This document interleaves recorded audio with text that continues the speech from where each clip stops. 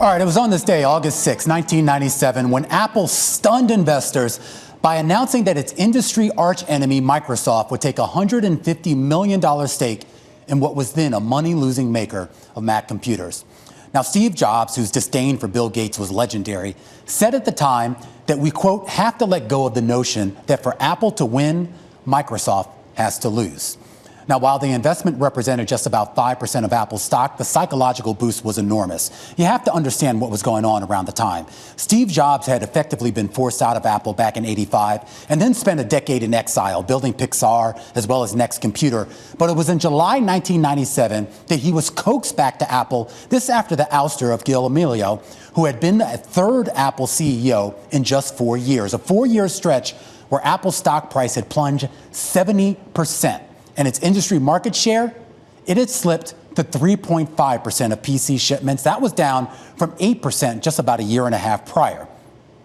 Now, the MacWorld in August would be the first major public appearance by Jobs since he returned to the company he founded. Expectations, they were high, especially for a fan base of cultish Mac users. Jobs, as expected, was greeted with raucous cheers by the 2,000 people in the audience. But about 20 minutes into his speech, those cheers turned to jeers when the video screen on stage flashed the logo from Microsoft as Jobs talked about new partnerships. Jobs continued, though, announcing that $150 million investment. Audible gasp swept through the crowd. And then Bill Gates appeared via satellite link on the screen, and the audience erupted.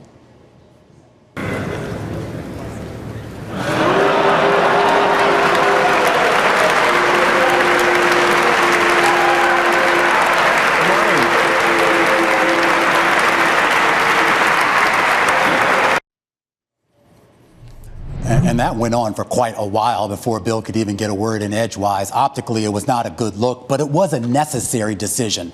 Remember, Apple was in disarray, and the Microsoft deal ensured cooperation in the design of computers. It ensured the sharing of patents, and it ensured Mac users would continue to be able to use Microsoft's popular software programs.